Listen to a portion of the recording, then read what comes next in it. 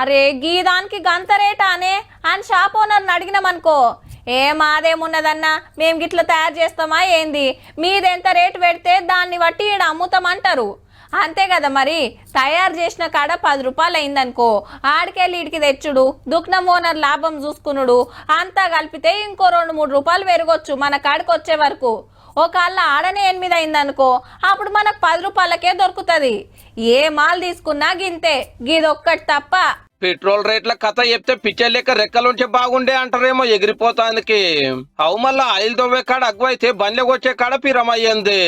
11 ఏళ్ల కిందట బయట దేశాలలో బ్యారెల్ క్రూడ్ ఆయిల్ $110 ఉండగా లీటర్ పెట్రోల్ 55 రూపాయలకు వస్తుండే.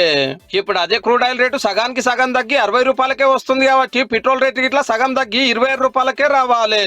కానీ డబ్బులు అయి 107కు మీద నడుస్తుంది. గమ్మత్ లేదు ముచ్చట.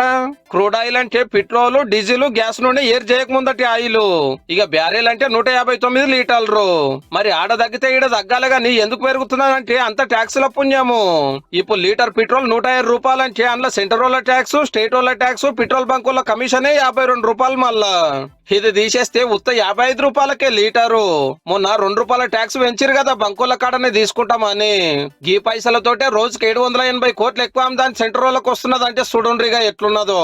అంటే ఏడాదికి 2,85,000 కోట్లని ఏ గ్రోక్ చెప్తున్నా లెక్క. ఏ గివన్నీ మనకెందుకు, బంకు కాడికి పోయినామా, 100దో 200దో కొట్టించినామా, చాలు చేసుకున్నామా, ఉరికినామా. రేపాడ క్రూడ్ ఆయిల్ $30లకు వస్తే మన కాడ పెట్రోల్ 150కి లీటర్ అవుతుందేమో.